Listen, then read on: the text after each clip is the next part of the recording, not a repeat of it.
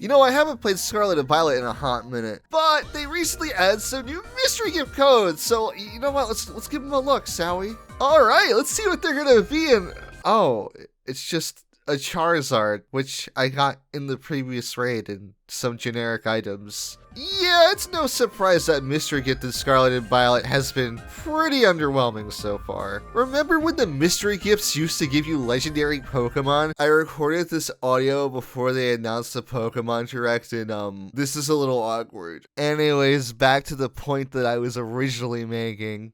Not only did they give out legendary Pokemon, but sometimes those legendary Pokemon were shiny, or sometimes they would just give out shiny Pokemon in general. Some people might find it underwhelming just to get a free shiny, but I don't know, I always thought it was cool. But if we go way back in the day, you might remember something that was really common that's not common anymore, and that's event items.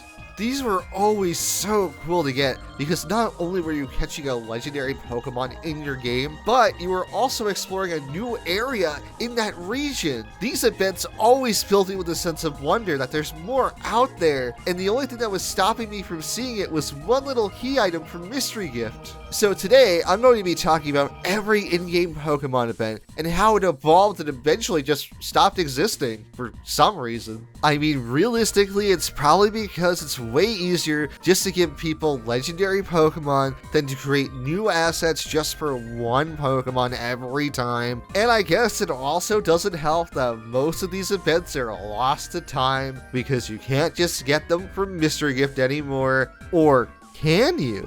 Thanks to the Pokemon fan community, you can actually easily get these events without a cheating device, and that's really cool for preservation. But that's only for the DS Pokemon games. For the GBA games, I'll be using an R4 card to get these events to work. And because I'm not just hacking the items into my inventory, I'm actually getting them through Mystery Gift like you normally would. Well, the program uses Mystery Gift to inject these events into your game, but close enough. With that in mind, we're going to be talking about every single Pokemon event. The only criteria for this video is that it has to be like an event in-game, and not just, here's the Pokemon for free on a silver platter. Let's go down memory lane and look back at all these Pokemon events. Starting at Generation 2, surprisingly enough. But before we go to Generation 2, I want to give an honorable mention to Mew. While Mew itself doesn't make an in-game event happen, it's worth mentioning because it is the first mythical Pokemon that they ever gave out. I figured I might as well mention it before someone in the comments gets mad that I don't, or something like that. So yeah, there you go. Mew, it's right there. Anyways, Generation 2 time.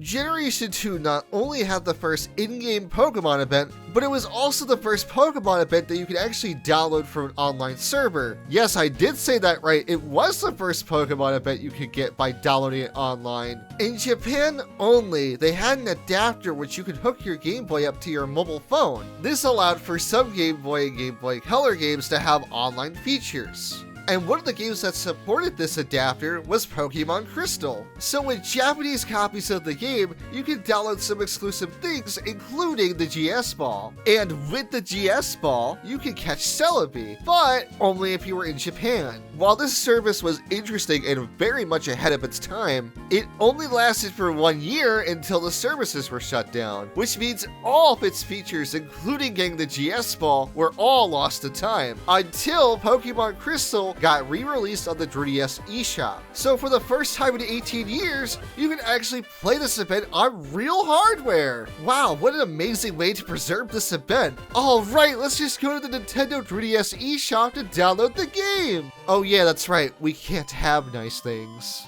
God, it just feels so comical that they went out of their way to preserve this event, and then it becomes lost again because we can't keep online stores open forever. That would be too easy. I love Nintendo. Hey, something a bit random and unrelated, but did you know it's really easy to hack your Nintendo 3DS? Anyways, I already bought 2 copies of Pokemon Crystal, so I don't have to worry about not being able to do this event. So, if you'll excuse me here, I need to beat this copy of Pokemon Crystal. You can't start this event until after you beat the game, which makes sense. I mean, Pokemon would never just give you an overpowered legendary in the middle of your playthrough. That might be bad game design, and they wouldn't subject me, a random gay furry YouTuber that does some Pokemon videos and one Xenoblade video, to bad game design.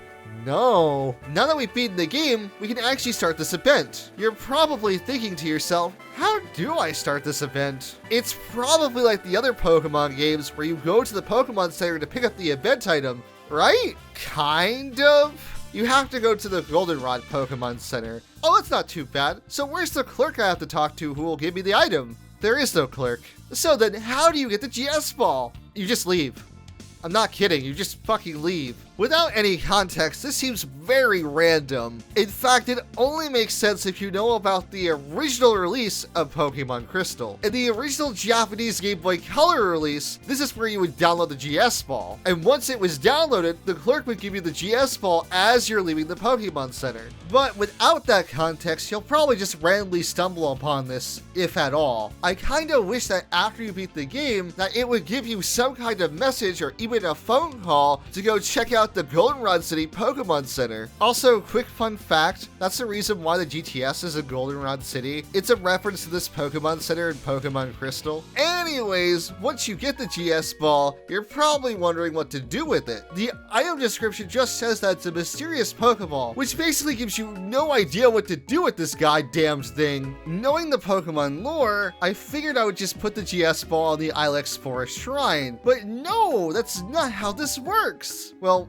not immediately. You actually have to talk to Kurt first. That does seem a bit random at first, but when you realize that Kurt is the Pokeball guy, it makes sense. Also, if you watch the anime, you would probably know this, because there's a plotline in the anime about giving Kurt the GS Ball. I did not plan on bringing this up, because you shouldn't have to know what happens in the anime to understand what to do in the games. But if I don't mention this, somebody in the comments will, so there's your fun fact. I guess either way, you'll have some context that Kurt wants this ball, even if the game doesn't directly tell you. But alright, we gave him the ball and he just bails on you. If you talk to him beforehand, he does say some new dialogue, but when you leave his house, he just vanishes. It turns out you have to wait a full day to continue this event. I really wish the dialogue would have mentioned this, but it doesn't. This is the only Pokemon event where you have to wait a full 24 hours before you can actually start the event proper. So after waiting for 24 hours, you'll be able to meet up with Kurt again, who tells you, oh hey, the forest is acting weird, go take the GS Ball and investigate. A nice detail that I personally really liked is that when Kurt says that the forest is restless, he's not kidding. They made a special animation for the trees just for this event. I know it's probably only like 2 frames of animation,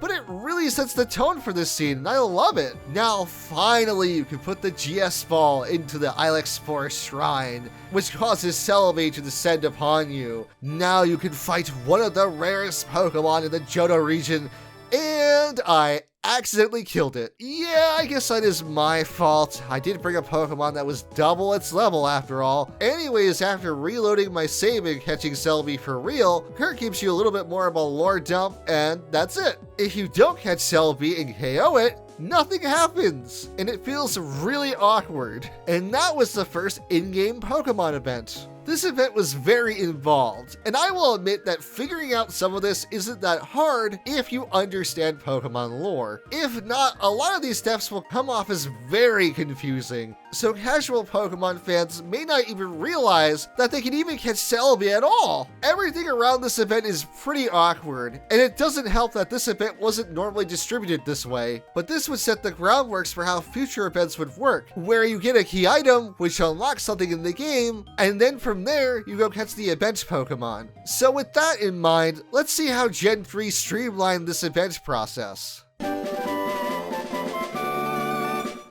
With Generation 3, we have 4 events to look at. Unlike Generation 2, we can't download these events from an online server because the GBA doesn't have any online features. So the only way to get these events into your game is through a distribution cart, which is basically just a fancy way of saying that this GBA cart has nothing on it except for the event data. That cartridge interacts with your game using Mystery Gift, and from there you'll be able to get the key item to start the event. In theory, this doesn't sound too bad. All you have to do is hook up your GBA to another GBA. That's not too bad, right?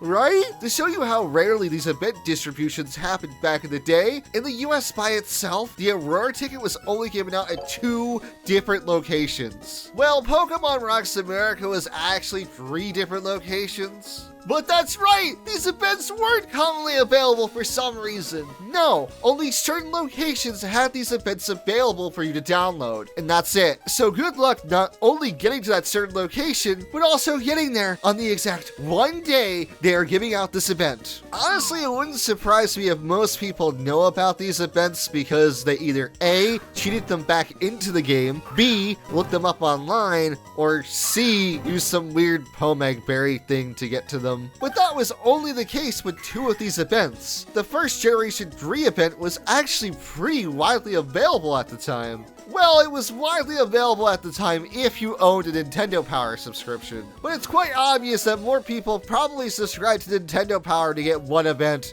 versus going to a certain part of the country to get one. Well, I guess that could apply to this event a little bit, because some Toys R Us stores did give this event out, but most people got it with their copies of Nintendo Power. But you're probably now wondering, how did Nintendo Power just mail you an event with your magazine? That seems kind of weird. That would be weird if they were mailing you a distribution cartridge, but they weren't. They were mailing you a card.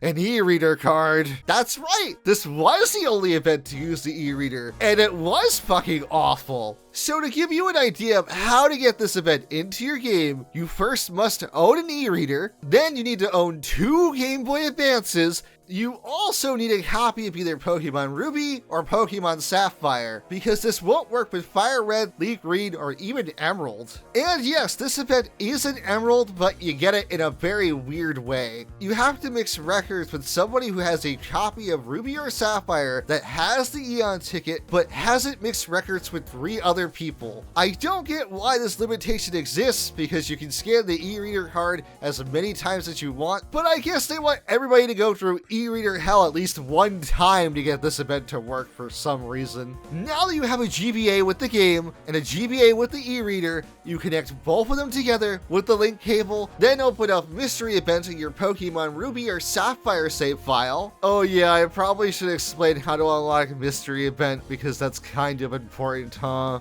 In most of the Generation 3 games, you have to fill out a survey in the Pokemart to unlock Mystery Gift.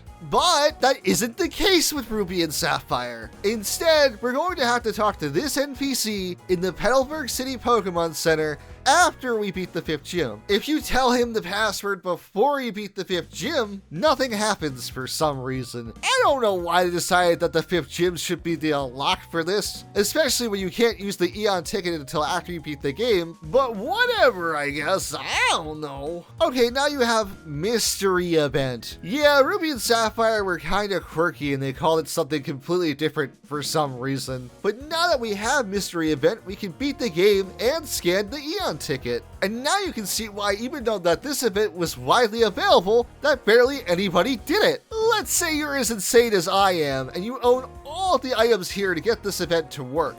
What do you do now? Well, unlike Generation 2, they actually tell you how to start this event. So we have to go to the Petalburg City Gym, and from there talk to Norman, who will give us the Eon Ticket. Also, the way Norman talks here is kind of weird. Normally, when he talks, the word dad has a colon next to it, but here and only here it has quotation marks for some reason. And with that random detail out of my system, it's time to head over to Lilycomb City to use the Eon Ticket. And after we board on the SS Tidal, we land on the Southern Island. island. And from there, we can catch either Latias or Latios. This is the only event where the Pokemon you catch changes depending on what game you're playing. If you're playing Pokemon Ruby, then you're going to find Latias here. But if you're playing Pokemon Sapphire, you'll find Latios here instead. But if you're playing Pokemon Emerald, you'll find the Eon Twin that you didn't pick as your roaming Pokemon here. Once you've caught Latios or Latias and leave the island, then the event is over. Also, a really random detail that I've noticed is that in Ruby and Sapphire, you can't return to Southern Island. In Emerald, you can. I don't know why they changed it, but I guess that's nice. The Eon Ticket event is very involved to actually set the event up, but once you actually do the event itself, it's very simple. They tell you exactly where you need to go, unlike the GS Ball. You go there, you catch the Pokemon, you're done. While it is pretty cool that by doing this event, you're catching a Pokemon that you normally can't catch in your own game, I just think that it's too much of a setup just for one Pokemon, especially one Pokemon that you can easily get in the other version of the game. And on top of that, by having both versions, you can easily access all the version exclusive Pokemon whenever you want. Which at that point, there's really no reason for you to buy an e-reader at all. In fact, the only exclusive thing that the Eon Ticket actually gives you is the Soul Dew. While this event doesn't directly give you the Soul Dew, the Pokemon that you end up catching at the Southern Island will be holding it as an item. This item only does one of two things. If the Soul Dew is held by Latias, it will increase Latias' special defense stat. If it's being held by Latios, it will increase Latios' special attack stat. While this item is really good on just Latios, it's usually banned in most competitions or even battle facilities for that matter. I say this, but in Generations 3 and 4, you technically can hold on to the Soul Dew and enter a battle facility. But if you do this, the game will actually nullify the Soul Dew's effect, so it's like you're basically holding no held item at all, which is kind of funny. So while in theory this item can be really good, you're not really going to be using it that often if you're allowed to use it. And if you just want to use this item in a casual playthrough, you'll barely notice the effects from it because Latios and Latias are very powerful as it is. So while getting the Eon Ticket isn't worth it, it's still kind of fun to do if you're able to do it. That was just the first event in Generation 3. The next 3 events were just given out through distribution cartridges, so there's nothing crazy going on here. Also, every 3rd generation event from this point forward is not in Ruby and Sapphire. They are all in either Fire Red, Leaf Green, or Emerald, with Emerald having one exclusive event, which we'll talk about later. The 2 events that Fire Red, Leaf Green, and Emerald all share are mostly all the same, except for some very minor differences, like Fire Red and Leaf Green having different tile sets than Emerald, and the fact that these event areas actually show up on your map in Fire Red and Leaf Green, unlike in Emerald. Now that we have all that out of the way, let's talk about Generation 3's first proper event, which is the Aurora Ticket. The event starts out with you downloading the Aurora Ticket and going to any Pokemon Center to pick it up. Once you have the Aurora Ticket, you can go straight to Birth Island. Once you get to Birth Island, you'll notice that there's no music here, and instead you're greeted by this thing. After interacting with this weird triangle enough, it will turn orange, and out from that triangle will come Deoxys. Also, the first thing you might notice in this fight is that Deoxys actually has its own theme music. Weirdly enough, it's kind of rare for legendaries to have their own unique theme. Out of all the Generation 3 event Pokemon, Deoxys is the only one to have its own unique theme. It's kind of funny that Deoxys has its own theme, which basically goes unused in normal gameplay, versus Latios and Latias, which are actually in the games, but they use the generic wild Pokemon music. It's honestly really jarring to think about that when you play these events back to back like this. Anyways, once you catch your Deoxys, the event is over. Besides the really weird puzzle, this event also is pretty straightforward. I won't lie, I kind of wish the puzzle was a little bit more involved. For those wondering what the puzzle is, all you have to do is take the least amount of steps to interact with the triangle, and that's it. It is possible to fail this puzzle, but it's so easy that you can probably solve it without a guide. But I get why it's short, because when most players get here, they're gonna want to catch a legendary Pokemon versus doing whatever this is. Either way, I love the atmosphere that this event has. I just wish they went a little bit farther with it. And that's all I have to say about the Aurora Ticket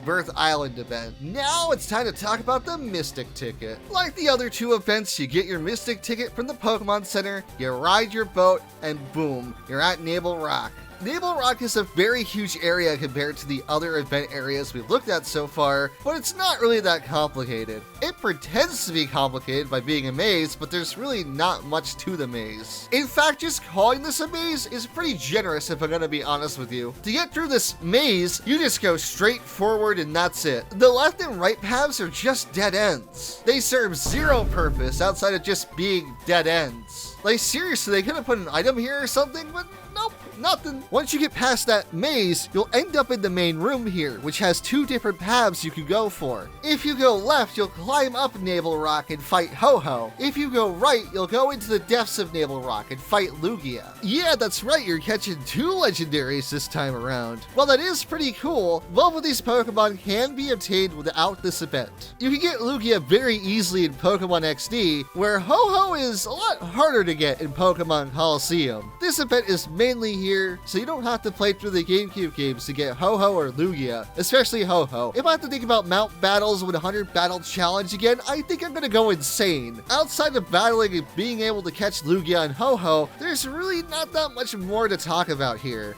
In Emerald only, when you catch Ho-Ho, it will be holding onto a Sacred Ash. But in all the versions of the game that can do this event, if you press the A button on the tile where Ho-Oh was, you can find a hidden Sacred Ash. And that's everything about this event. While the set pieces for catching Ho-Oh and Lugia are really cool, it is so annoying to get to them. Yes, I get that Lugia is underground, but did we need to go through this exact same room over 10 times? But at least getting to Ho-Oh isn't that bad. But still, why do I have to go through the same exact room so many times? The level design for Naval Rock actively baffles me. The other two Generation 3 events get you right into catching the legendary Pokemon, where Naval Rock just wastes your time. I don't understand why this is here. It's not a puzzle, it's not anything engaging, it's just a waste of time. At least there's no random encounters here, but you can't even escape rope out of here. You have to walk all the way out. Why? This easily makes it the most annoying event to go through in Generation 3. But at the end of the day, those are just nitpicks. And that's the last event for Generation 3 that was released. Yep, there was one unreleased one. Remember earlier that I said that Emerald had its own exclusive event? Yeah, we're going to be talking about that one too. This event was only given out in Japan, but this event is still in the data of every version of Emerald. In fact, it was even translated into English, which means at one point it was probably meant to be given out in English as well. But either way, I have the event item. So now it's time to talk about the Old Sea map. This event starts with them refusing to let you go to the island. What? So you'll let me go to the island with quote-unquote nothing on it, the island with two huge giant birds on it, and the island with a fucking space alien on it? But no, this is too much. But that's okay, because Mr. Briny hears that you need to go to this island, and he owes you one, so he just takes you anyway, so I guess it really doesn't matter. Once you get there, there's not a lot here. You can find this little signpost to read, but you're not gonna find anything interesting until you get to the forest area. Once you get into this forest area, you'll find out what Pokemon we're catching here. And yes, that's right, we're catching a Mew. Mew will be hiding in the grass here, and we have to go find it. You might think it's a good idea to cut down the grass here so Mew has no hiding spots,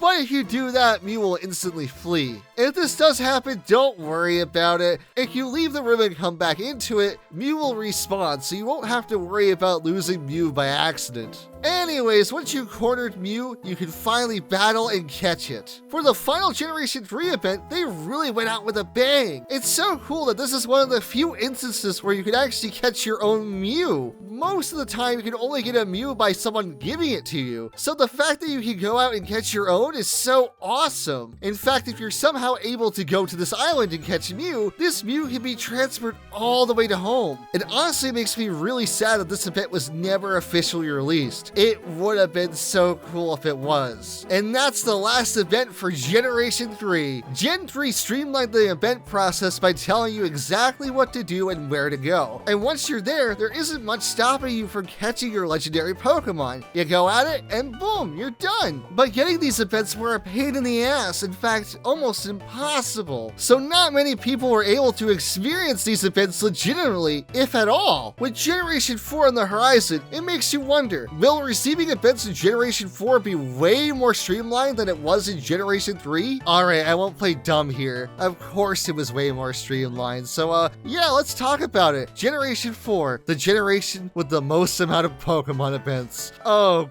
God, this is gonna be a very long video at this rate, isn't it? There are so many different events in Generation 4. We're gonna be talking about 9 in total. Gen 4 has a variety of different events with a ton of different Pokemon that you can catch. And now with Wi-Fi, you can easily get events by just downloading them. Okay, so not all of them were like that. Some of them still required you to be at a certain place at a certain time to download them, but these were way more common than they were in Generation 3, and they also went on for a lot longer too. After all, it's way easier for you to go to your local GameStop to get one quick download as opposed to going to New York City for one day to maybe get one download. So either way, Gen 4 distributed its events way better than Generation 3. Also, a random small difference about Generation 4 compared to 3 is that you get all your event items from the Pokemarts, not the Pokemon Centers this time around. It's also the only generation to do this for whatever reason. But let's just get right into it because there's a lot to talk about. Since we're talking about them in order, we're going to talk about all of the Sinnoh events first and then talk about every Generation 2 remake event. After Gen 3, for the most part, different versions of the games usually have different events. So that's why I say Sinnoh games, because Diamond, Pearl, and Platinum have all the same events for the most part, versus Heart Gold and Soul Silver, which have a completely different set of events. Also, I'm not going to be talking about the Generation 4 remakes in this video. The events that they do share with the originals play out the exact same way. The only difference is that it looks different because it's a remake. That's it. So because it would be redundant to talk about them, I'm just going to skip over them entirely. And finally, let's talk about the first Generation 4 event. And wait, what? It doesn't give you a Pokemon? Kinda weird how this is a limited event in Platinum only, where in every other Pokemon game, this is usually just in the base game. Heart Gold and Soul Silver are in the same generation as Platinum, and even in those games, it's in their base game without needing some kind of event. You're probably wondering what I'm talking about here, and that is the ability to change Rotom's form. And because this event is so weird, I'm gonna have someone else talk about it. You know what? I'm gonna get Charmed to talk about this event because fuck it, why not? Hi, I'm Charmed. I'm the guy with the snowman mithril icon on Twitter. So the Secret Key event has you go to Eterna City. You go into the Team Galactic building and interact with this exact corner. You'll be able to open the way to a special storage room. Here, you can change Rotom into one of its 5 forms. If you wanted a literal washing machine as a Pokemon in your party, then boy, do I have some news for you. There's 2 books in here. One that goes into Rotom's forms restrictions, and another that gives backstory to that guy. Charon's story here is cool, but I feel like this should have been something in the base game instead of being locked behind an event. It would have been nice to flesh out the newest member of Team Galactic in the main game, but nah, just lock it behind an event.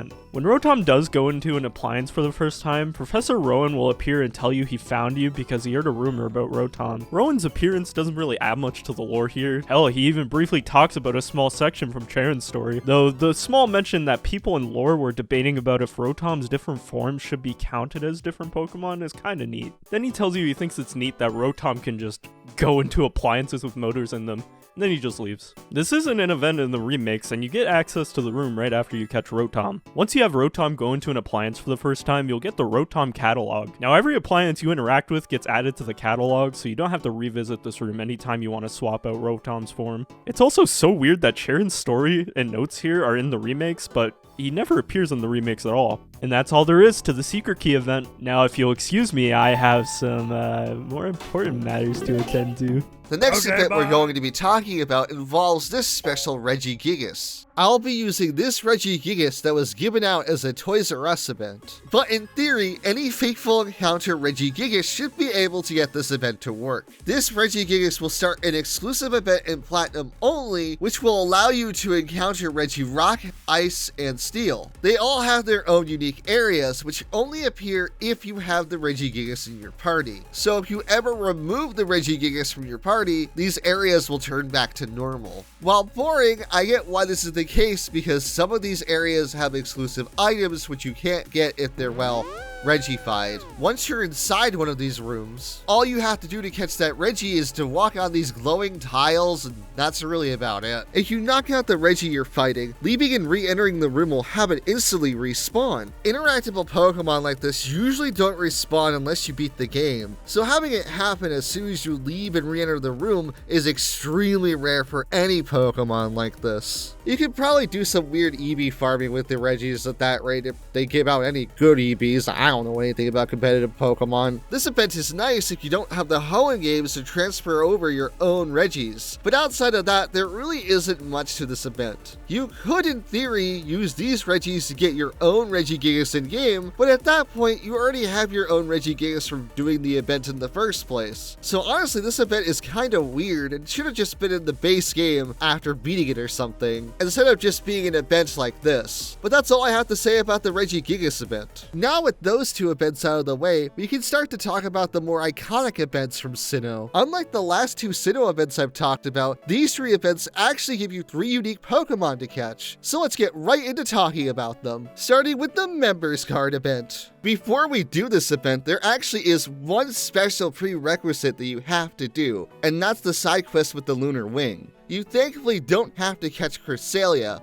All you have to do is wake this kid from his nightmare, and you're good to go. This is the only Gen 4 event to have a weird prerequisite like this, but it ties into the narrative of this event, and it will make a lot more sense why this is required once we start this event. For people who have played the Sinnoh games, you might have noticed that this house over here in Canalave City has always been locked. Well, with the Members Card, we can finally get inside. As soon as you enter, you're greeted by this guy. He mentions that you've had a reservation here for a very long time and drags you into bed and you fall asleep. Right afterwards, you'll find yourself waking up on New Moon Island. You'll realize immediately that there is no way to escape New Moon Island. There's nobody at the port and you can't fly out. So whatever is here, you're gonna have to face it by yourself right now. And there, at the center of this island, you find Darkrai awaiting you. After catching Darkrai, you'll hear a voice that explains to you that Darkrai came here to avoid other people. And by avoiding people,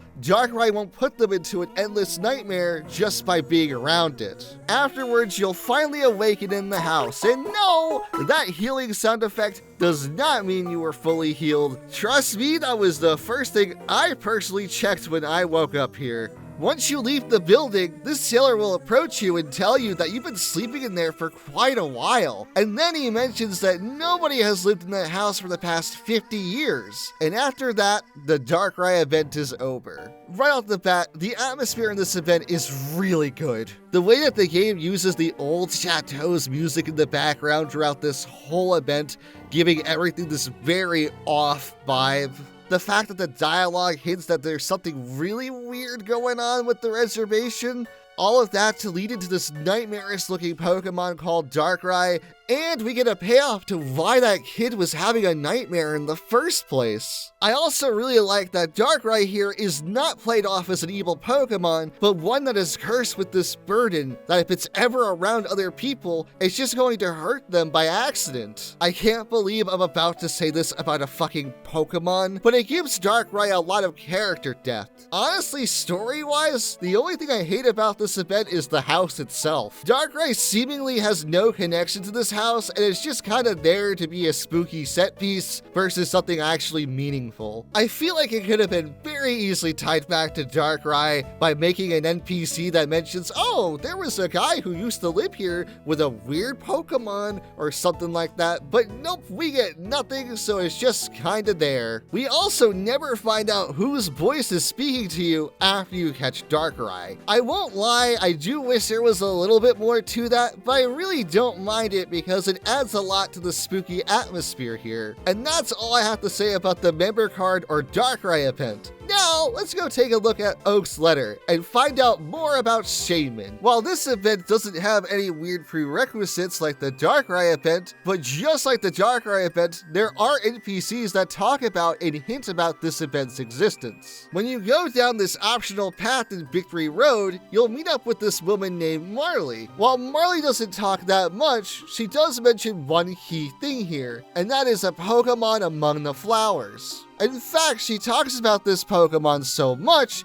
that you would think that this would be a requirement to actually start the Oak's Letter event. And no, helping Marley through Victory Road is not a requirement to start the Oak's Letter event, funnily enough. And yes, I know that for reasons. So with Oak's Letter in hand, which by the way you can't read it, which yeah, this makes sense because none of the other key items have unique dialogue when you interact with them in the menu. But I feel like Oak's Letter should have been an exception to this because, well, it's a letter. The item description gives you an idea of what's on the letter, but it actually would have been cool if you were able to read the letter yourself. With the letter in hand, we need to go to Route 224, which compared to previous events, you're going really out of your way for this one. Once you get to the most northern part of Route 224, then this event will actually start. When you get close to where Professor Oak is, Marley will approach you and start to talk to you. She mentions that she's very nervous to talk to other people, and she wants to show her gratitude like a certain Pokemon. Afterwards, she goes through this white stone tablet and mentions that it feels really strange. And now we're finally here to talk to Professor Oak. He's here because he's curious about this tablet, and he wants your help to solve the mystery of it. The very little that Oak is able to find out is that this tablet is meant for trainers to engrave their thoughts after growing as a person and after going on a long adventure. And from there, the game asks you to thank anyone, and I mean anyone. You cannot leave this blank, because if you try, the game will be like, no, you need to thank someone, put a name in here now. I'm uncreative and very much a gay furry, so I put the best display from Elden Ring, Blind, as the name on my stone tablet here. Look, I just think that Blind Elden Ring is kinda neat, okay? After writing down who you're thankful for, Shaman decides to come in and fill the whole place with flowers. After Shaman leaves, Marley thanks you for letting her see Shaman, and Oak comments how he's never seen that Pokemon before. And from here we can follow Shaman down the longest straight line in any video game I've ever played in my whole life. And that says a lot when I've played through the entirety of Final Fantasy XIII. Weirdly enough, I do find Seabrave Path to actually be fun to go through. I just really like the visuals of this giant land bridge going all the way across the sea, filled with tons of flowers. Plus, this huge area is hidden to you unless you do this event, so revealing it like this is actually kinda cool. At least in theory, this area is cool, but in execution, oh boy, you are gonna be walking a lot. At the end of this final hallway 13, you'll see Shaman chilling there at the Flower Paradise. And from there, you can fight it. And Shaman, just like the Eon Twins for some reason, has regular battle music. With the Eon Twins, I understand it to a degree because you can find them as random encounters on the overworld. But Shaman's a mythical Pokemon. Why not give Shaman its own encounter theme? Or at least something a little bit more grand than the regular encounter theme. But anyways, once you catch Shaman, the event is over. Well, unless you want to walk through all of Seabrave Path again and count that as part of the event, but I feel like most sane people will have a Pokemon with Fly on them, so they can just get the hell out of there once they catch Shaman. This event is just very alright. First off, I gotta say, I love the visuals of Flower Paradise, and I love that this route forever changes once you do this event. It feels like a really satisfying reward for doing this event outside of just catching Shaman. But outside of that, I really don't care for the story here. Oak doesn't really do much here, and it easily could have been focused on Marley, who even then doesn't really do much here either. If we could just learn a little bit more about Marley, I feel like this event would have been nice closer to our character arc. While sadly this isn't the case, it also might be a good thing, because if this event really did have this grand closure for Marley's arc, a ton of people would have missed out on it if they didn't download the event when it was new. In fact, I kinda wish it was a letter from Marley instead of Oak to tell you to come here. I get why Oak is involved here, but Marley actually has an emotional stake in this, unlike him.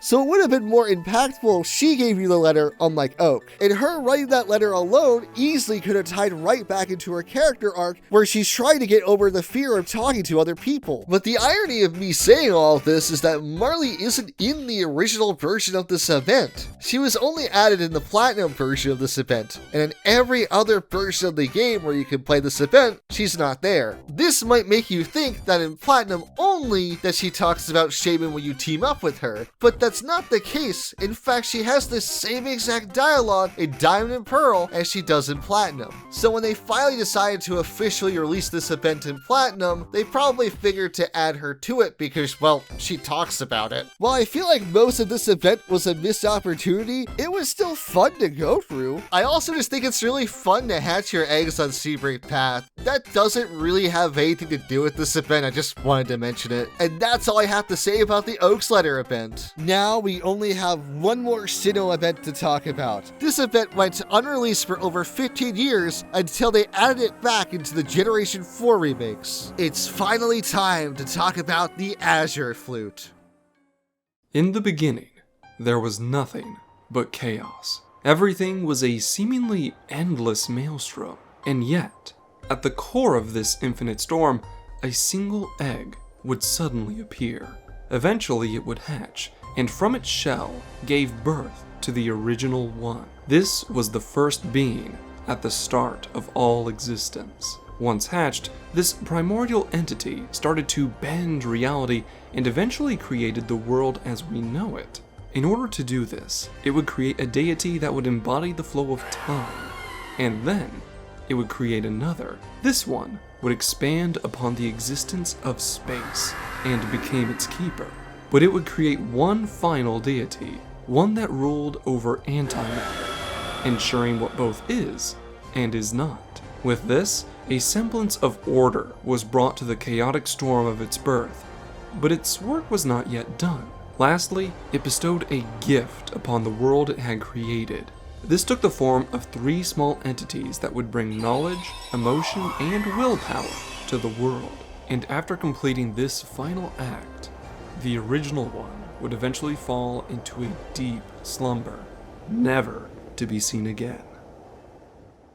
From the very first moment that you pick up any plate in Sinnoh, you learn a part of this grand myth. And this is also where you learn the existence of the original one. These plates leave you with the mystery of who the original one was. You can clearly tell that this thing, whatever it is way more archaic and way more powerful than the Creation Trio. And that says a lot when you realize that the Creation Trio has 3 different Pokemon that can control space, time, and antimatter. So after hearing how powerful the original one is, you're probably wondering where you can find it, or if you can even catch the thing at all. Well, after a whole game's worth of build-up, you just can't find the answer to this anywhere. Sorry, we decided not to release the event that would have the closure to all this because that damn flute is too confusing to use. Well, I actually have this elusive Azure Flute, so it's time to climb to the top of Mount Cornet to put the flute to use. And here you probably thought that going through a section of Victory Road to get to Route 224 was a lot just to get Shaman. The Azure Flute really makes you go out of your way to use the goddamn thing, but once you're at the top of Spirit Pillar, the flute will automatically start to play. Wait, if it activates automatically, wait, what's confusing about this? If this didn't happen, I mean just maybe see why somebody might find this confusing. But even if the Azure Flute didn't play automatically, there's a drawing of a giant flute on the ground. Is that not obvious enough? Anyways, with that out of my system, let's finally play the flute here.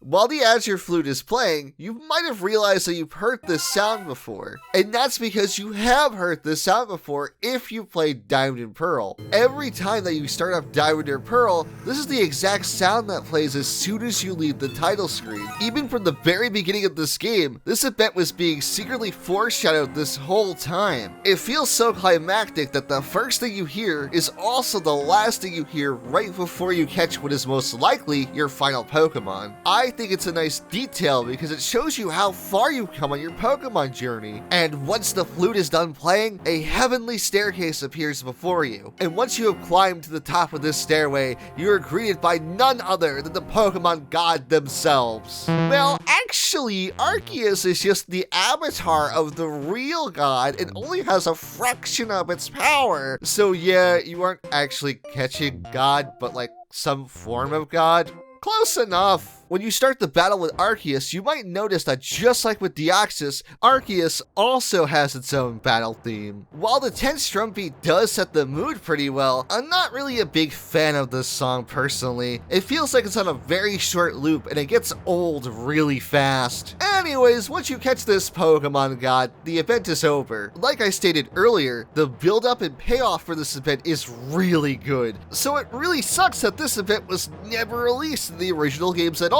This event is in the remix, however, but after you beat Legends Arceus fully, and I mean catch every single Pokemon, which at that rate, you've already caught Arceus, so what's the point of this? I get why they don't just give you the Azure Flute in the Gen 4 remix, because it would defeat the point of beating Legends Arceus. But at that rate, why not just play fucking Legends Arceus? Why even bother with the Gen 4 remix at that rate when you can just catch Arceus in Legends Arceus? Why not? Fuck it! I also understand that the event is unlocked this way because of a plot point in Legends Arceus, which I won't spoil, but still, I think you should be able to unlock this event without having to just beat Legends Arceus, a whole nother fucking game. But like I said, I'd rather just play Legends Arceus at that rate because it's just a better game overall, and you'll just enjoy this one way more, trust me. Outside of all that, I really do enjoy this event a lot. The only thing I don't like about this event is that the Hall of Origin is just a glass ceiling. I understand they're trying to make this area look very heavenly, but it comes off as very bland instead. I do really love ascending the staircase though. That's probably the highlight of this event. And with that, we've talked about every Sinnoh event. Now it's time to swap over to Heart Gold and Soul Silver, which has 4 different unique events which aren't in Diamond, Pearl, and Platinum. The first Heart Gold and Soul Silver event we're going to be talking about is the Enigma Stone, which is basically the Eon Ticket again. If you want another Pokemon event about Latias and Latios, then here you go! Here's another one! Well, to be fair, while this event is more bland than the Eon Ticket itself, you can easily download this event, unlike getting an Eon Ticket in real life, which is just... yeah, okay, never mind. This event has some reason to exist. The event starts in the Pewter City Museum. When you go inside the museum with the Enigma Stone in your inventory, the Hoenn champion Steven Stone will be there. Once you go up to him, he'll notice that you have the stone in your inventory and start to talk to you automatically. Steven gets so curious about your stone that he tells you to get it appraised right here and now. Once you get this scientist to look at the stone, you find out that the stone is basically just a rock with a soul dew jammed inside of it. After this discovery, you get the soul dew as an item in your inventory. From there, Steven tells you that he's confused about why a soul dew would be in Kanto, and then he gives you some light lore about Latios and Latias. Afterwards, Latios or Latias will appear right outside of the Pewter City Museum. If you have Heart Gold, Latios will be here. If you have Soul Silver, Latias will be here. After you catch your legendary Pokemon, Steven tells you he's impressed with your battle, asks for your name, but he says, "No, I'll get it another time," and just leaves. That's the event! This event is really short, and I feel like it's the most forgettable one. It's so forgettable, in fact, that I forgot the existence of this event until I did research for this video. I'm not even too sure what to say about this event. There's something that foreshadows it. The lore itself is very surface level and pretty bland, and the event is so short that it just feels like it just kinda happens, and that's really about it. Getting the Soul Dew is nice in theory, but as I talked about earlier, it doesn't really amount to much.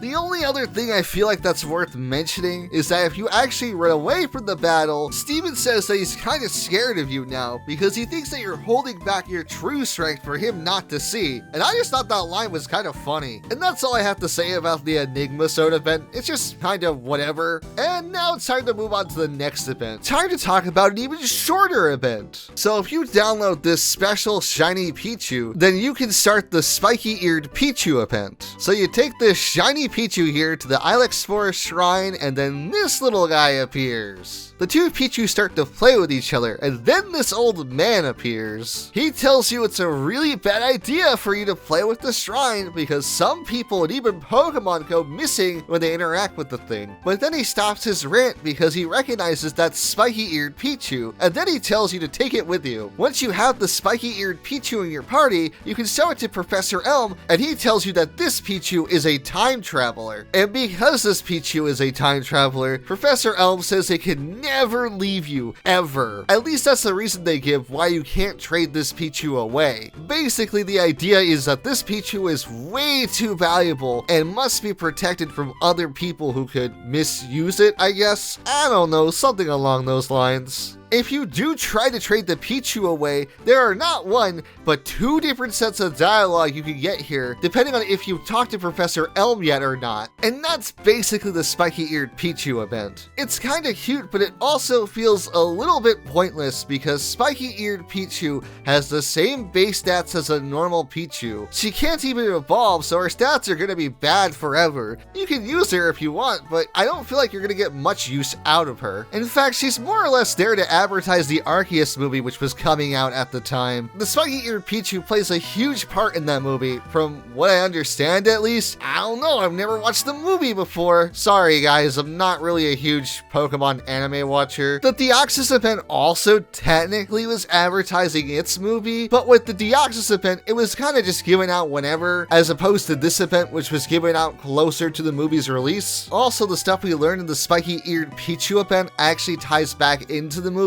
unlike the Deoxys event, which shares no plot elements with the movie whatsoever. So I feel more safe to say that this is the first Pokemon event to actually advertise a movie, which will see this become more of a trend after this event. And that's all I really have to say about this event. This next event also takes place at the Alex Forest Shrine. This event is based around Celebi, so you're probably thinking that we're gonna be catching Celebi at the shrine, thinking that this might be a remake of the GS Ball event since that wasn't widely available, but we're not because Celebi is already in our party at the start of this event. So what are we doing here if we already have Celebi in our party? Well, it was foreshadowed in the Spikey-Eared Pichu event that Celebi can time travel. Even outside of this piece of dialogue in the Spikey-Eared Pichu event, you probably already knew this because Celebi is just known for time travel stuff in general. So back to the shrine we go. Here we meet with our, they're not your rival, but your friend,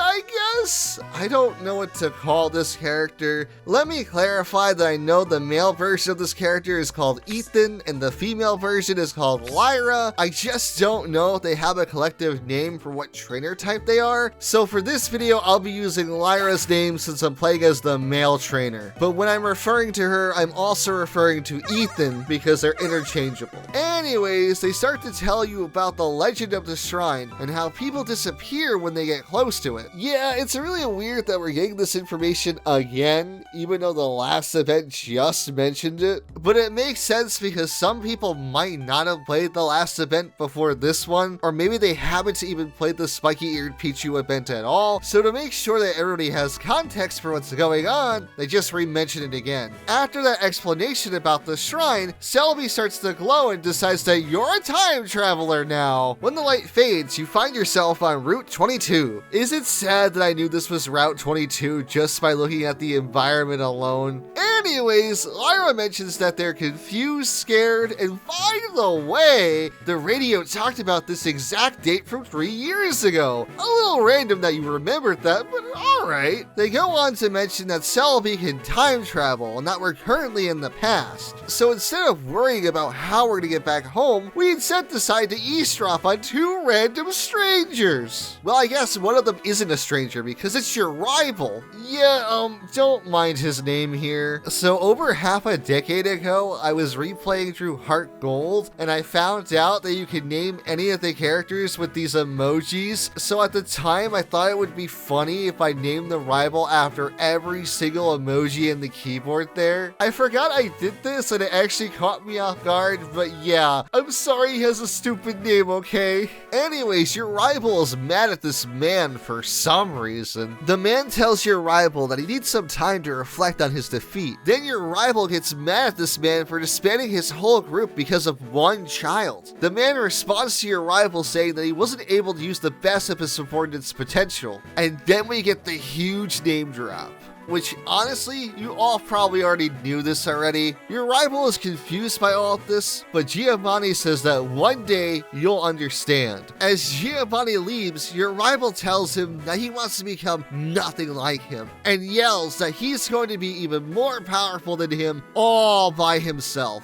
After your rival pushes you out of the way, Lyra gives you some information about Team Rocket, confirming that yes, we are in the past. After that, we get teleported to somewhere else. This time we're in a random cave with Giovanni, and he's very confused why you're here at all. He tells you that this isn't a place for kids like yourself, and that the look in your eyes reminds him a lot about Red. He tells you his plans about reuniting with his team, and asks if you're going to stand in his way. Lyra is very confused by this because she knows that you disbanded Team Rocket at the radio tower already. But as the radio plays, you can clearly hear Team Rocket trying to reach out for their boss. So seeing that you're the only obstacle in his way to reunite with his team, Giovanni challenges you to a battle. That's right, this event is for fighting Giovanni. So you fight him with a unique team that he only has for this event, you win, and then Giovanni tells you about how the dreams of Team Rocket are only an illusion. Then he leaves and doesn't rejoin his team. Lyra does feel sorry for Team Rocket since their boss isn't coming for them because, well, we beat him up, but then she questions that if we're here, then who's stopping Team Rocket at the radio tower? But before we have the chance to question our effects in the timeline, Celebi decides to teleport us home. Lyra mentions how crazy today was and that all is well that ends well, and that was the Celebi time travel event.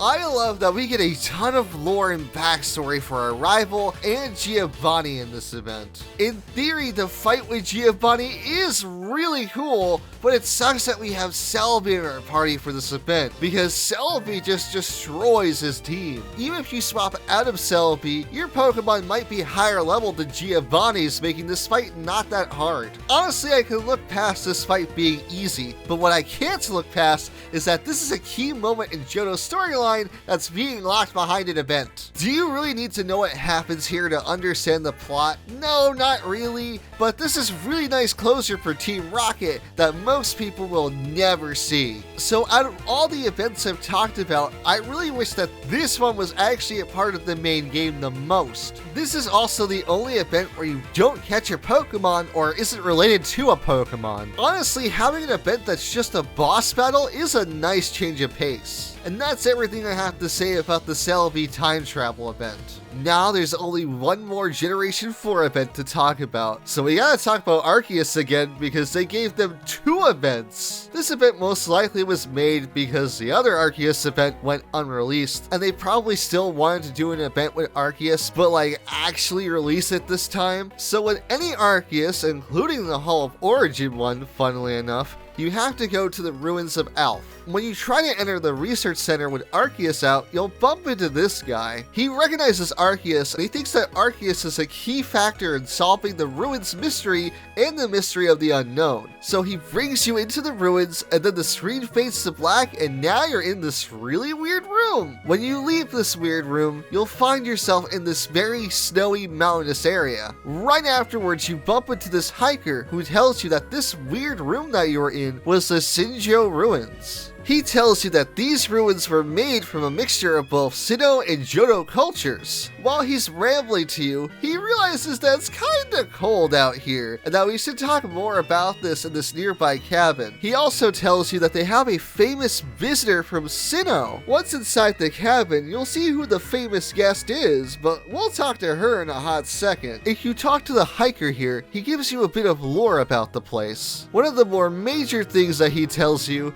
is that this place was made from a mixture of both the legends of the ruins of Alph and the Spear Pillar. It gives you a good idea about how ancient and old this place is, and also that some weird shit is gonna happen here. Now, without fearing that we're gonna miss out on some lore, we can finally talk to Cynthia over here and progress with the event. She tells you that these ruins remind her of Sinnoh, and that the ancient people from Sinnoh came here and built this to remind them of their homeland. Then she senses that you have a Pokemon that has similar powers powers to the Creation Trio and invites you to Sinjoh Ruins with her. Once we're there, she explains that this is the mystery stage. I really hope I'm saying that right because I genuinely have no idea how to pronounce this and I'm just fucking guessing. She tells us that this place was built to show respect and to worship Arceus. Then she tells you to come back when you have just Arceus in your party, and thankfully there is a PC nearby here, so you can dump out your Pokemon here and deal with the worst box controls in the series. Once we're back here with just Arceus, she then explains that each triangle on the stage represents a different member of the Creation Trio. Lower right is Palkia, lower left is Dialga,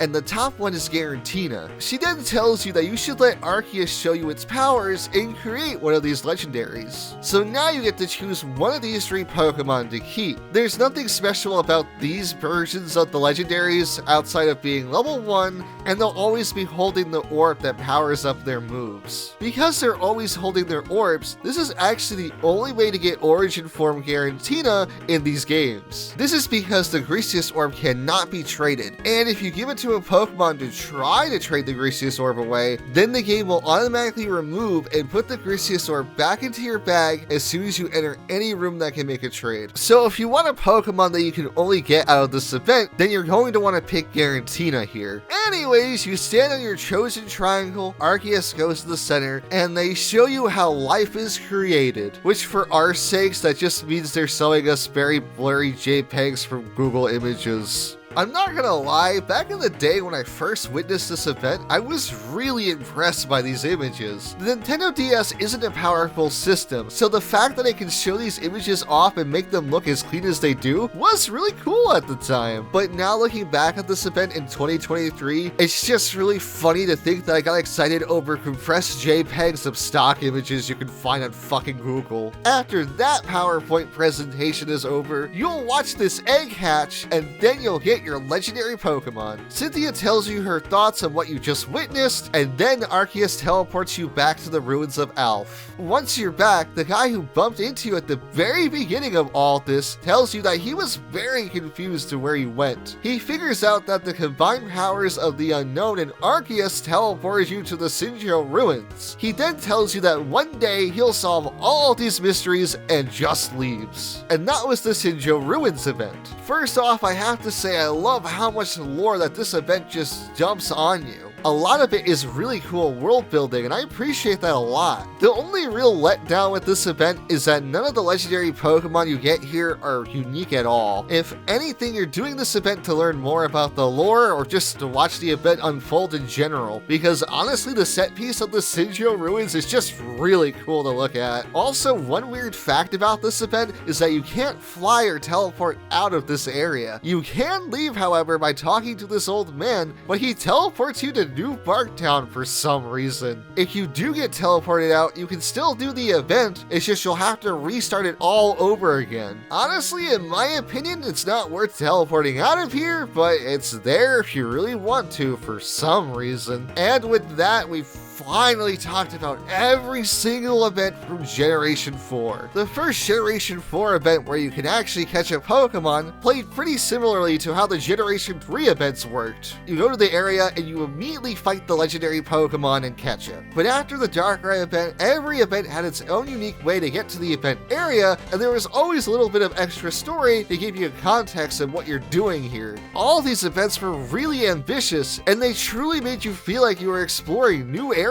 of the world. Gen 3 would just put you on an island that was very disconnected from everything, but every Gen 4 event always tied back into something that was actually in the region itself. They weren't just some random standalone events that happened in a vacuum. They usually had something you could find in the world that actually hinted towards their existence. Not only that, but there's a good amount of Generation 4 events where you're not catching Pokemon. These events would give you story and world building that you wouldn't see otherwise, and with every event being so dramatically different from one another, it made them really exciting to go through. And with that long section out of the way, we can finally move towards Generation 5 and see how it did its events differently. Wait, what's going on here? Is this thing broken? No, we're done. This section is over 40 minutes long. Let me be done. I'm done. Ow, what the fuck was that? Oh no, I I have to talk about this thing too? Okay, so there's one minor event in Generation 4 that we need to talk about because it becomes relevant to Generation 5. So Generation 5 has something called the Relocator. We'll talk about it more in a second, but for now, all you need to know is that this interacts with Generation 4. With the Relocator, you can transfer over the special event shiny versions of the 3 legendary beast Pokemon. And for those curious, I mean Suicune, Entei, and Raikou. I just don't know what this trio is called, and it's debated to be called a lot of different things online, so I'm just gonna call it that. You can transfer over the Celebi that you used with the time travel event, and the Lock Capsule, which actually did go unreleased, so that's just a bonus. So with all of those Pokemon and the Lock Capsule transferred over to Generation 5, we are finally done talking about Generation 4, and now we can finally move on and talk about the events in the next generation. With Generation 5, we have 8 events to look at, which sounds like a lot, but most of these events are really short. But for the sake of this video being more organized, I'm going to talk about some of these events together, because some of these Pokemon have multiple events to them. So after doing that, we have about only 5-ish events to talk about. Since the distribution for these events are the same as Generation 4, I'm going to skip over talking about it and just get right into talking about the events. So it's time for me to finally talk about the Relocator. To unlock the Relocator, you have to go to Castelia City and tell this scientist this password. Once you have this feature unlocked, you can transfer over some Pokemon and items that I mentioned earlier in the video to your black or white save file. Also, before somebody asks, no, the Relocator is not in Pokemon Black 2 or Pokemon White 2. One of the first things you could have done with the Relocator is to talk to this clown on the other side of the room where you get the Relocator and give him the Lock Capsule. Once the Lock Capsule is given to him, he can unlock it and give you TM95 Snarl. This is the only way to get this TM in Pokemon Black and White, so until the sequel's release, this TM was unobtainable. I also love that the Lock Capsule comes with a note from the Heart Gold Soul Silver trainer warning the Generation 5 trainer to keep the Lock Capsule safe. I just think that's a neat little detail. When you transfer over the time travel Celebi with the Relocator, you can get this Zoroark from the Game Freak building to join your party. While it seems very random at first, this is actually a reference to the Zoroark movie, which came out around the same time as Black and White. In the movie, Zoroark and Celebi are friends, I think? Funnily enough, I actually did watch this Pokemon movie. I just don't remember anything that happens in it. The Zoroark is cute though. There's another event that the Relocator not only unlocks, but it's also another reference to the Zoroark movie. We'll talk about that event later in this video, but it's time to talk about the first proper event in Generation 5. It's time to talk about the Victini event. This is the first time you can do an event before beating the game, and honestly, I find that kind of refreshing compared to every other event we've seen so far. In fact, outside of one event, you can do every Generation 5 event before beating the game. Honestly, I kinda like this, because it gives you an excuse to use some of these Pokemon in your team for once. I know what I said earlier in the video, but that's what we call in the industry a fucking joke.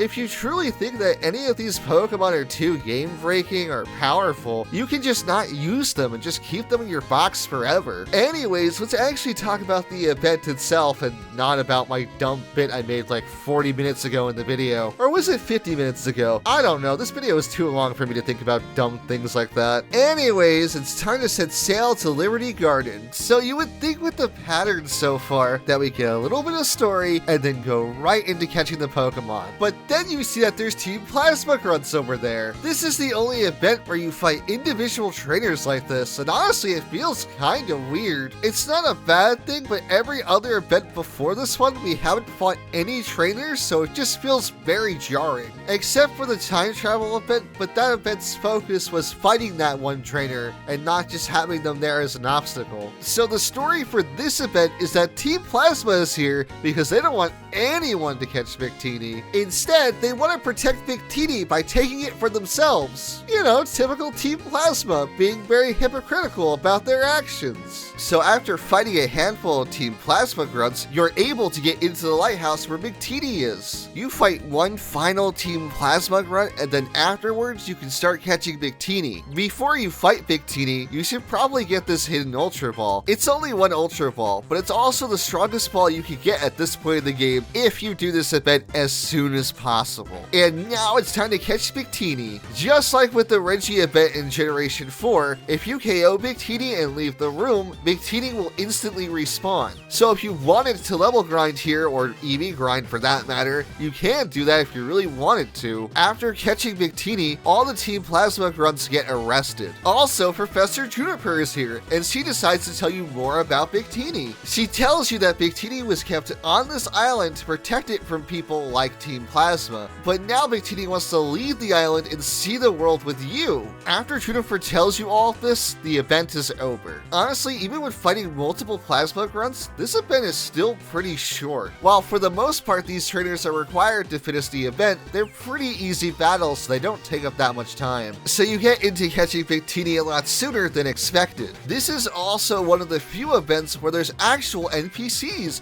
and you can talk to them for some world building. While the NPCs don't have that much dialogue, they do give you some more context about Liberty Garden and what's going on here, which is kinda cool. If you transfer this Victini into Pokemon Black 2 or Pokemon White 2, and then return to Liberty Garden and go inside the lighthouse, then Victini will leave its Pokeball and dance around their room. If you return to this room within a full 24 hours, Victini can do this dance for you again. Outside of for your own amusement, this dance doesn't do anything. It doesn't increase any of Victini's stats or levels or something like that. It genuinely just does nothing at all. They could have made this so it increases Victini's friendship, but it doesn't even do that. You would think maybe there's a medal for seeing this, but there isn't. So there's no point to this cutscene outside of it being a nod to the event in Pokemon Black and White. Honestly, while this cutscene doesn't appeal to me personally, it's still a cute Easter egg for those people who actually did do the Victini event. This event is short, it adds a nice amount of world building, and it ties back into the main plot of Pokemon Black and White. Honestly, it's a very cute event, and I enjoyed playing through it. And that's all I have to say about the Liberty Garden event. Now that I'm done talking about the Victini event, we can start to talk about the last thing that the Relocator unlocks. So in Pokemon Black and White, there's an area called the Lost Lorn Forest. When you visit this area on a normal playthrough, there really isn't much here. The only things of note that are here are this backpacker who talks about this woman living in this trailer, the trailer itself which really stands out, and the woman inside the trailer who doesn't say anything at all. Going here on a normal playthrough makes you feel like you're missing something crucial here, but if you go here with one of the 3 legendary shiny beast Pokemon, then the woman in the trailer will suddenly attack you. She turns into one of the legendary beasts herself, and this Pokemon changes depending on which legendary beast is in your party. If you have Suicune in your party, she'll turn into Raikou. If you have Raikou in your party, she'll turn into Entei. If you have Entei in your party, she'll turn into Suicune. If you have multiple beasts in your party, then her form will be based off of the beast that's closest to the first slot of your party. That fact about the multiple beasts, by the way, was an undocumented thing. I had to find that out by myself through experimentation.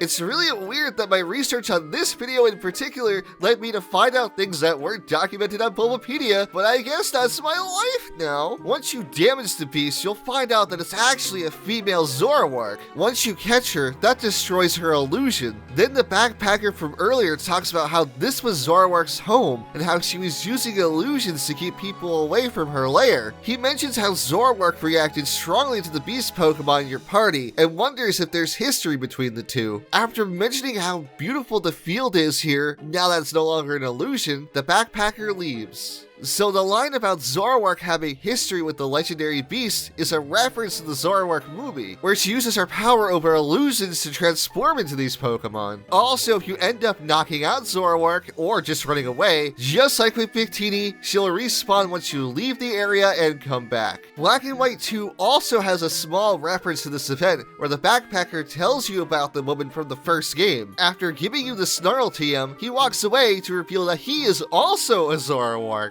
While not technically confirmed, I'd like to believe that the male Zoroark here is the same backpacker you talked to in the Black and White event. After all, how else would he know about the woman in the trailer? And that's the Zoroark event. While I think it's really cool that Zoroark got its own event, I really wish that the story here was a little bit more fleshed out. It also doesn't help that if you don't do this event, this area feels very incomplete. And on top of all this, you need context from the Zoroark movie for this to make any sense. I love that you're able to catch a Zoroark, but everything else about this event feels very hollow. And that's all I have to say about the Zoroark event. Now moving on to the next Generation 5 event. Keldeo has two events that do the exact same thing, so I'm going to be talking about both events in this section of the video. To start the Keldeo event in black and white, you have to go to the Moor of Icarus. Once you get there with Keldeo in your party, Keldeo will want to leave its Pokeball. Once Keldeo leaves its Pokeball, an old man will appear who recognizes Keldeo. He tells you that this forest holds a special meaning for not only Keldeo, but for the other three Swords of Justice. This is where the Swords of Justice found Keldeo and took them in. And then one day, Keldeo disappeared from the forest, and now that they're back, they're looking for the other three Swords of Justice. If you return here with the other three Swords of Justice, they will teach Keldeo Secret Sword. Once Keldeo learns Secret Sword, then the old man tells you that without your help, then the Swords of Justice would have never been able to reunite with Keldeo. All of your Pokemon return to their balls, and that's the end of the black and white version of this event. In Black 2 and White 2,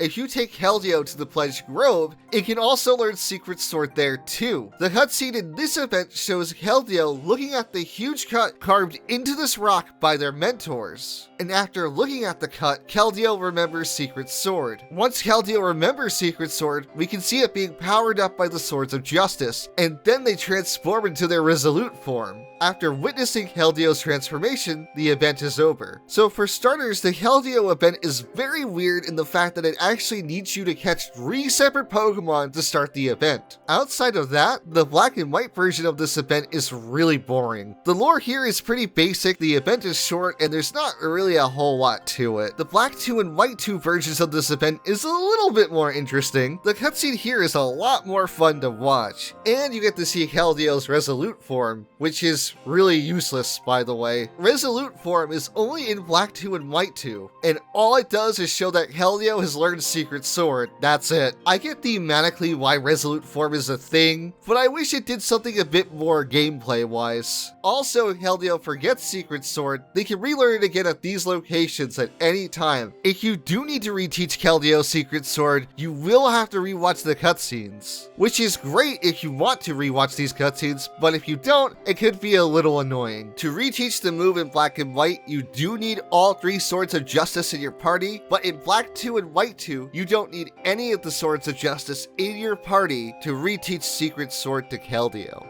And that's all I have to say about both Keldeo events. Meloetta has an even shorter event that you can do in every Generation 5 game. If you go into this cafe in Castelia City with Meloetta in your party, and then talk to this guitarist, and then he'll ask if you want to hear his melody. If you do listen to his melody, Meloetta will come out of their Pokeball and dance to the song. After Meloetta is done dancing, they'll learn Relic Song. And that's the whole event! Relic Song is a neat move that allows Meloetta to swap its form, but outside of learning that move and watching this cutscene, there really isn't anything else to this event. If Meloetta forgets Relic Song, you can rewatch this cutscene for it to learn it again, but that's all I really have to say about this event. There's no interesting lore, not a lot happens outside of the cutscene, and it's just kind of whatever.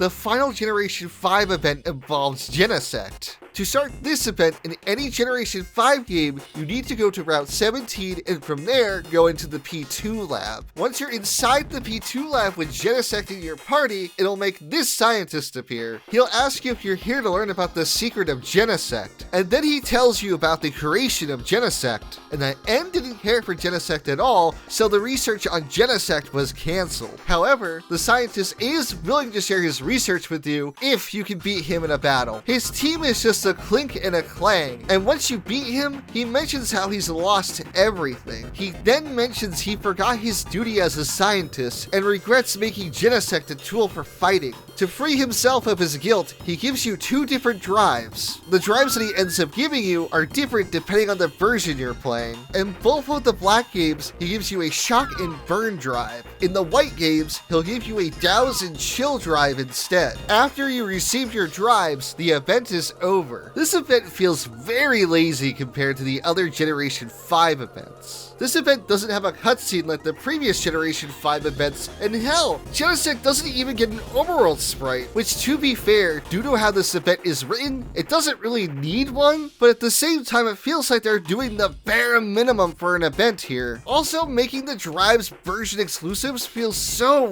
weird. I get that they want you to trade to get the other Drives from the other version, but why even bother when these Drives just change the type of one move for Genesect and that's it? I really think you should have gotten all the Drives after the event is over and not made them version exclusives. This event just feels very forgettable and I'm not really a big fan of it. And with that, we've talked about every single Generation 5 event. Gen 5 started out very strong with the Liberty Garden event, but after that there was only one more Generation 5 event where you actually caught a Pokemon. The rest of the Gen 5 events are about teaching mythical Pokemon that you already have a new move or something related to their moves. I get that they still wanted to do something with the mythical Pokemon since you can't catch them in game anymore, but these events end up feeling like a mixed bag of quality. At their best, they have a decent story and a very nice cutscene to watch, and at their worst, it's just a bunch of boring text and that's really about it. Even then, most of these events give you very surface level story, which can sometimes be fine, but other times it feels like you're truly lacking context to understand what's going on. On a technical level, the best Generation 5 events look way better than any event from Generation 4, but none of them have that care and quality like any of the Generation 4 events did. I wouldn't call any of the Generation 5 events bad, well except for the Genesect one. They just feel like they're lacking any real substance is all. With that in mind, let's talk about Generation 6 and see how lazy they can truly get. Generation 6 was the first generation on the 3DS. The events in this generation are, you just get the Pokemon. Yeah, at this point, they were basically just giving you mythical Pokemon and not really doing anything with them. The closest thing we get to a new in-game event is the one with Diancie. This whole event is just you getting Diancie. People want Diancie from you. You can tell them yes, you can tell them no. Doesn't matter, event's over, who gives a fuck. This event doesn't take you somewhere interesting in the world. It has no lore, and overall, it just feels so lazy and soulless. The only other thing I really want to say about this event is that I tried to get this to work on my Omega Ruby file, but when I ended up injecting the event into my save file, it just glitched out like really awkwardly. So now all I have to show for it is this really glitchy cutscene. I mean, it still worked and I got Diancie and the Mega Stone, but like, what the fuck is going on here? How did this happen? Anyways, for the most part, Generation 6 is devoid of any real events, except for one single event. So for the final event, we're going to be talking about the Eon Ticket again. Unlike the Gen 4 remakes, there are actually some differences between this event and its Generation 3 counterpart. So just like with the Generation 3 event, you talk to Norman to get your ticket. Unlike the Generation 3 version of this event, Norman mentions that the last time he saw this ticket was over 11 years ago, which by the way, that comment is just a nod to when the event was originally released. From here, you'll start to see the major differences between the Generation 6 version of this event versus the Generation 3 version of this event, and that's the fact that you're brought right to Lily Cove right after the conversation is over. Speaking of Lily Cove City, the requirement to start this version of the event in Generation 6 is just to get to Lily Cove, and unlike the original event, you don't even need to beat the game. Once you're here, Norman mentions that he'll be waiting for you here as you venture to Southern Island alone. Once you get there, this event plays out the exact same way as it does in the Ruby and Sapphire versions of this event. The only major difference at Southern Island is that the Latios or Latias is at level 30 and not 50 like it was in the Generation 3 versions of this event. After you catch your legendary here, you get a Soul Dew. After that, you can leave Southern Island. As I was leaving, I noticed that this guy incorrectly mentions going back to Slateport and not at Lily Cove City. I'm not sure if this is a known mistake or something that happened on my end, so either or, I figured I might as well mention it. Anyways, once you get back to Lily Cove, Norman welcomes you back.